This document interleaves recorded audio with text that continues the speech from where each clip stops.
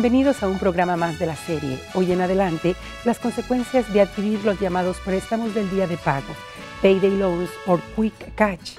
También Club Latino, un miembro de la Asociación de Soccer de Wisconsin. Y en 1925, Martín Ramírez inmigró a los Estados Unidos. Muchos años después de su muerte, sorprende con su talento a los más altos círculos del arte en los Estados Unidos. Los préstamos del día de pago, mejor conocidos como Payday Loan o Quick Catch, cuestan millones de dólares a las familias de menores ingresos, las cuales caen en un círculo difícil del que muchas veces no pueden escapar. Sal Carbonell nos explica las consecuencias de adquirir este tipo de créditos y opciones a considerar antes de recurrir a ellos. Wisconsinites for Responsible Lending, o la Coalición por los Préstamos Responsables de Wisconsin, es justamente una coalición de no solo grupos de alrededor de todo el estado. Tenemos organizaciones que están en Milwaukee, en Waukesha, en Madison, en Green Bay, por todas partes del estado. Grupos e individuos, personas que nos hemos juntado justamente para poner un alto, parar lo que son los abusos en los préstamos, especialmente en lo que son los préstamos de día de pago. Bueno, lo que se llama Predatory Payday Lending, que es los préstamos de día de pago predatorios, en realidad no hay préstamo de día de pago que no sea predatorio, justamente por el modelo de negocio que utilizan estas compañías. Los préstamos de día de pago, que son esos avanzos que uno saca para cuando ya no llega a fin de mes, por ejemplo, son préstamos de $300, $500 o un poquito más, que uno va a la tienda, lo saca y a las 2 semanas lo tiene que pagar. Ahora, ¿cuál es el costo que uno paga para poder obtener ese préstamo así al instante, ¿no? Por lo general le dicen nada más el costo de interés de esas 2 semanas, que puede ser un 22% o un poco más. Ahora, si uno lo traslada a un interés anual, que es la manera en que todos los consumidores comparan los préstamos, esa tasa de interés anual suma un más del 500% en muchos de los casos, en la mayoría de los casos. Y estamos viendo en el estado de Wisconsin que a veces llega hasta el 1000%. Esto es completamente abusivo, es completamente predatorio. ¿Y qué es lo que significa? Que cuando una persona sacó un préstamo de $300, por ejemplo, ¿qué es lo que va a terminar pagando de intereses? No solo por ahí unos $66 que paga por el costo de la transacción y los intereses, sino que como al final de esas 2 semanas el préstamo no lo puede pagar, lo van refinanciando una vez, 2 veces, 3 veces. Así la mayoría de las personas lo hace 8 veces. ¿Y cuál es el costo que le termina saliendo? Todo ese préstamo es arriba de los $2000. Justamente por eso es completamente predatorio y abusivo, porque se les cobran unas tasas de intereses que son realmente exorbitantes y por el hecho de que atrapan al consumidor en un ciclo, una trampa que uno no puede, es muy difícil poder salir después de eso, porque la mayoría de los consumidores no tienen el monto total. Es un préstamo que si uno lo saca entero, después lo tiene que devolver entero. No hay cuotas, no hay como diga, bueno, pago $10 este mes, $20 el mes que viene o la semana que viene.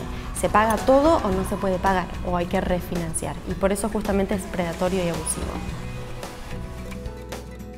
Estas compañías se llaman, uno puede cuando va caminando por la calle dice Payday Advance o Cash Advance muchas de las veces. ¿Qué significa esto? Es un avance, un adelanto contra el sueldo de uno, el sueldo que uno va a recibir en 2 semanas. Entonces uno va y puede sacar un adelanto de entre $300, $500, $400 o más, o incluso mucho más, porque a veces lo aprueban a uno, o sea, lo aprueban.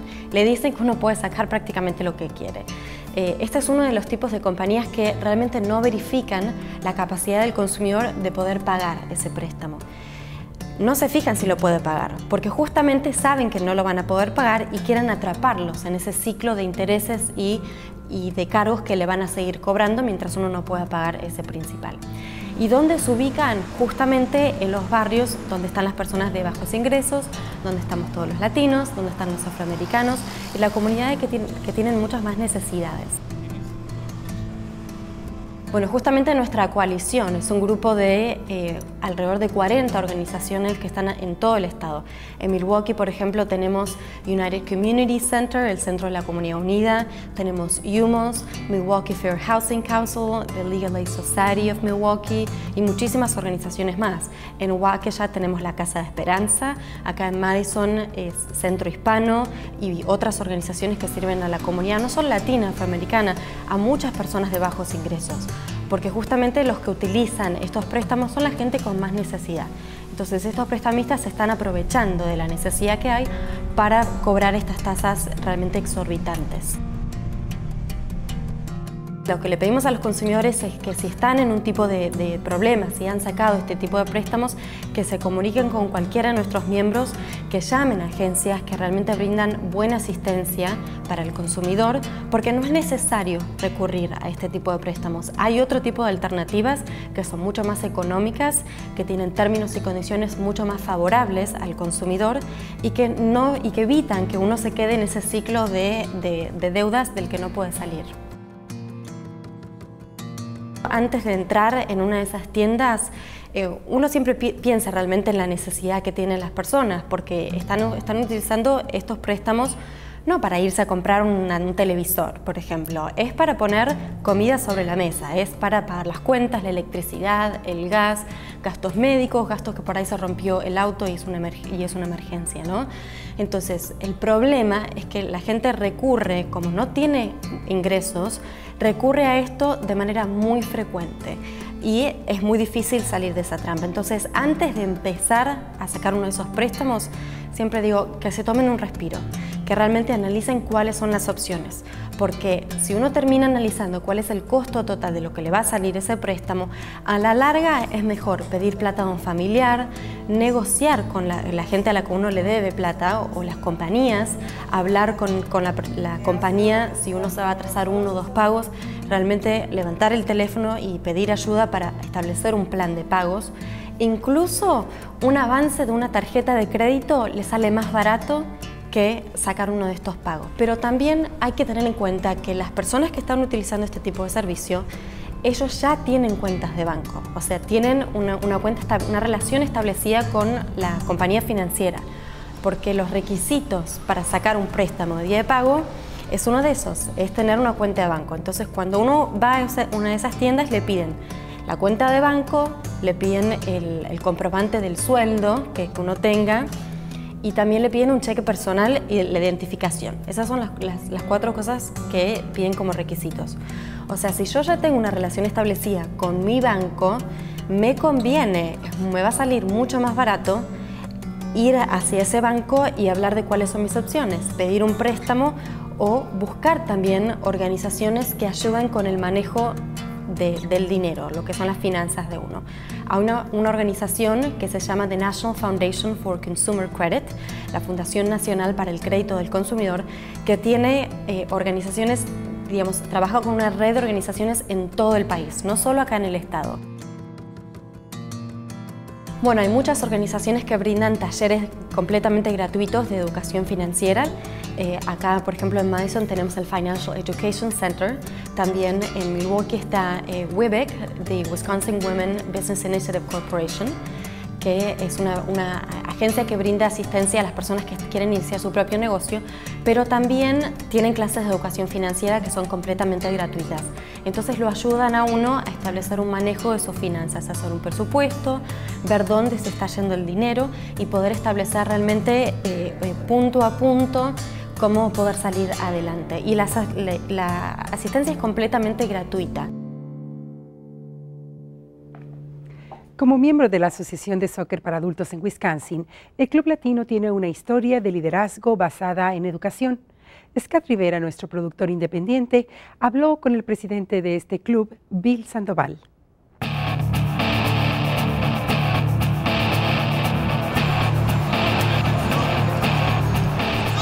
The Club Latino team that you'll see tonight is my majors team that is trying to qualify for the playoffs. We have 3 important games. This is one of the most important because we're playing the Bavarians. They're in first place right now. We're trying to qualify it to try to sneak into 4th place. And so this is a very important game. But however the game goes, our main emphasis is play soccer, enjoy yourself, and we'll see how the results are. Well, most of the players that are here now are players that some of them played in Mexico as semi-professionals, and they're now here in Milwaukee. Tratando de dar lo mejor como el Club Latino.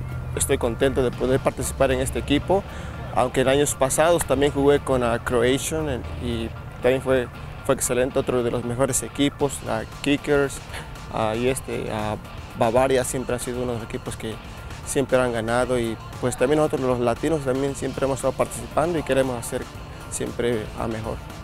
Yo pienso que es la única liga en Wisconsin asociada al estado, es la que con más calidad he disfrutado. On our team, we have never been able to afford to pay any of our players. The players that are here because they want to play soccer.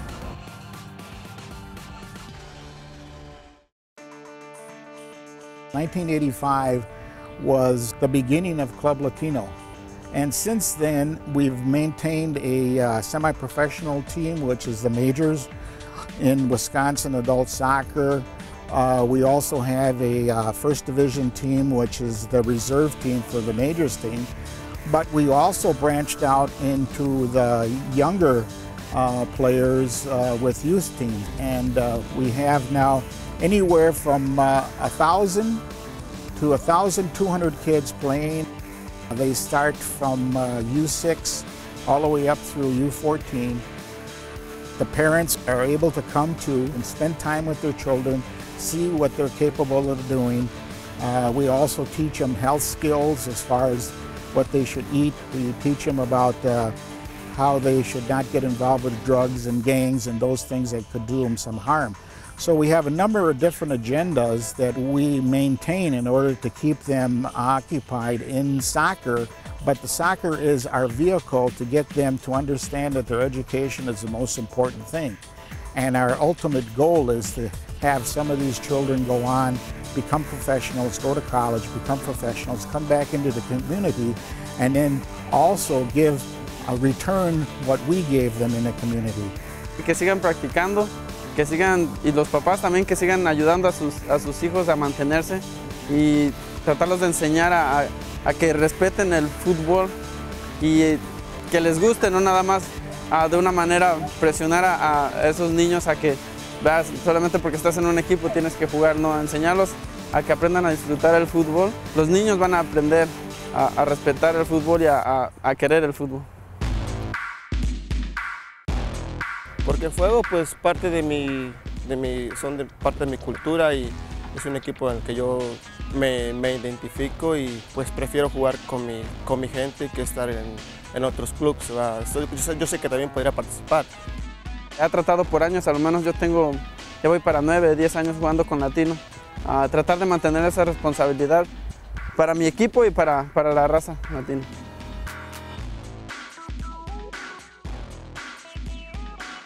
There's a lot of what we might call hobby soccer players where they have to go to work on Monday. And so those type of players want to play games on Sunday, have their families around watching them, have their kids watching them, but they don't want to get into real competitive soccer.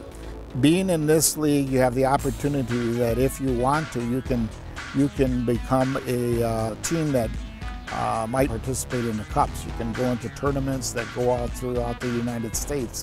We haven't participated in that as of yet, but there is the need to have them participate in some of the same type of events that we see these other ethnic clubs that are participating in.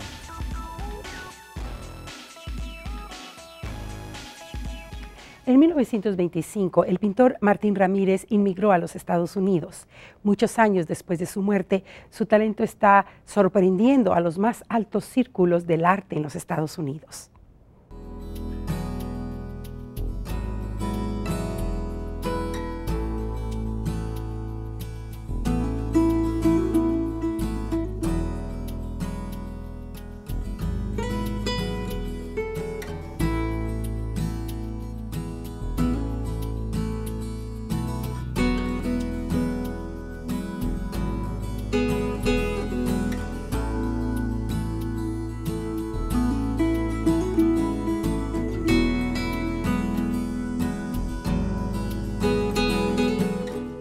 1925, Ramirez left Mexico in order to come to the United States and get work, simply to send money back home. So this is a story that, while that was 80 years ago for Ramirez, this is a very common story in our culture today.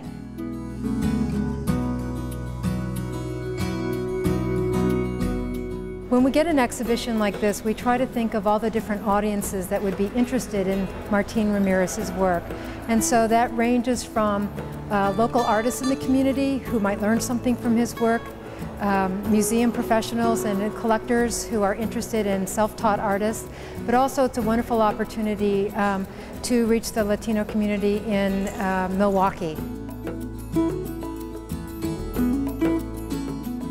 The Milwaukee Art Museum came to Harley-Davidson a few months ago telling us about the exhibit. Harley-Davidson Board of Directors, Foundation Board of Directors looked at the project, thought it was great for Milwaukee, great for the Hispanic community to have the culture experienced, and so that people really know what the Mexican culture is and the lives of Ramirez. Martín Ramírez es considerado ahora por la crítica de Nueva York como uno de los artistas o pintores más importantes del siglo XX. Martín Ramírez es un mexicano que nació en el estado de Jalisco. Nació en 1895 y viajó a Estados Unidos en 1925, como muchos otros inmigrantes mexicanos que fueron a trabajar en el campo, en las minas o en las vías del ferrocarril. Martín llegó al norte de California y trabajó un tiempo en la reparación de vías del ferrocarril y en las minas. Martín Ramírez envió dinero periódicamente a su familia en México para que se mantuvieran y para que terminaran de pagar una tierra que había comprado a crédito. Esa fue una de las razones por las que vino a trabajar a Estados Unidos. Sin embargo, en 1929 estalló la crisis en Estados Unidos, de lo que le llaman la Gran Depresión, y Martín Ramírez y sus amigos, junto con sus paisanos, se vio atrapado en la crisis, se quedaron sin empleo, empezaron a vagar en las calles hasta que fue detenido por la policía y encerrado en una prisión. Ahí un doctor lo diagnosticó como un maníaco depresivo, y como Martín Ramírez no había cometido ningún delito, lo trasladaron a un hospital psiquiátrico. Ahí en el hospital psiquiátrico, meses después, Ramírez fue diagnosticado como un esquizofrénico. Ramírez se quedó en ese hospital toda su vida hasta que murió en 1963. Y estamos aquí hablando por él, porque en el tiempo en que estuvo en el hospital psiquiátrico, se dedicó a producir dibujos de una manera obsesiva. Trabajaba todos los días. Si no fuera por eso, Martín hubiera quedado en el olvido, como miles de mexicanos que se pierden en Estados Unidos y nunca regresan a México.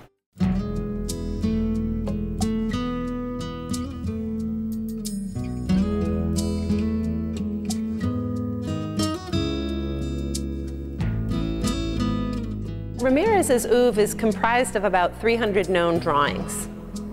And they were all created in the last 15 years of his life, at least the work that we know of and the work that survives. The motifs that we kind of draw out in the exhibition include the horse and rider image, the train and tunnel, the Madonna, and also just kind of these gorgeous scroll-like landscapes. Those motifs occupied Ramirez for the entirety of his 15 years of surviving artwork. They were all made in the same environment. They were all made in DeWitt State Hospital, where Ramirez was confined at the end of his life. They were all made in an environment that did not promote art making. And so Ramirez was regularly finding his own supplies, daily coming up with his own techniques, and building these artworks. The horse and rider seems to have been the subject that he returned to most frequently. There's probably over 80 horse and rider images, so it's almost a third of his entire body of work. And it usually shows a gentleman on a fully accessorized horse in the middle of a setting that appears to be like a movie theater. It has a stage-like proscenium quality that a lot of people have talked about, and I love the diversity of explanations. Some people think it looks like a niche in a Catholic church, and that the horse and rider becomes like a saint figure, a santo figure. Others have talked about how the environment for the horse and rider completely recalls mid-20th century American cinema with the footlights and the carpet and the curtains, you know, gracing the stage. So the stage-like setting of the horse and rider is very important because it lends a sense of loneliness to this iconic image that Ramirez was so fascinated by. After the horse and rider, Ramirez seems to get lost in the landscapes of trains and tracks and tunnels. Now we know he traveled overland by train when he was crossing the border, but we also know that he worked for a time in the railroad industry in Northern California. And of course, Northern California was a hub for the railroad industry, so there are train tracks all over many communities Ramirez would have traversed. And there must be something too about the kind of romance of the train and perhaps too the longing of this being the vehicle for returning. Returning emotionally, returning metaphorically, or returning really back to his roots in Mexico. Then there are the Madonnas and some of the other religious figures that he is highly enamored of. And almost all of the Madonnas depict one figure, the Virgin of the Immaculate Conception.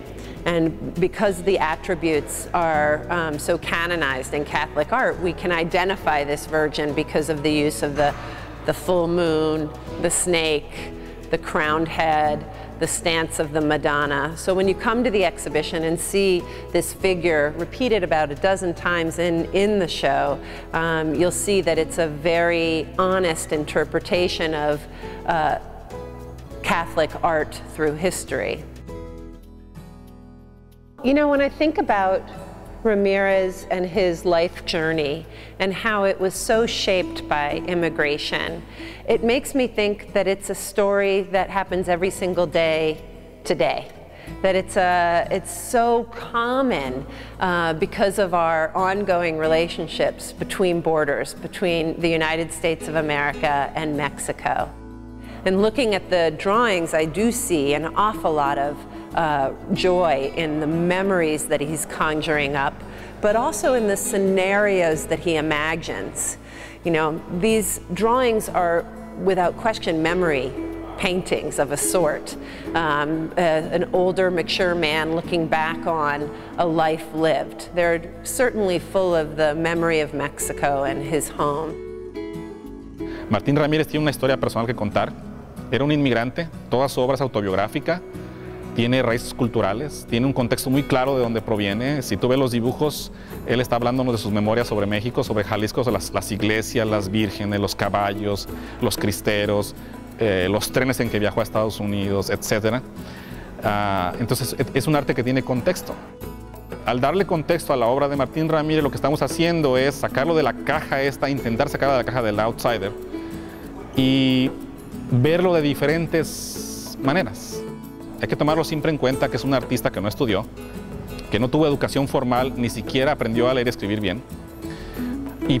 Y no hay que olvidarlo, porque precisamente eso le da una especialidad a su arte, porque también puede ser visto como una manera de resistencia. Martín Ramírez creó todo este arte tan maravilloso en las condiciones más difíciles posibles para un artista. Entonces su ejemplo es un ejemplo de resistencia, es un ejemplo de perseverancia.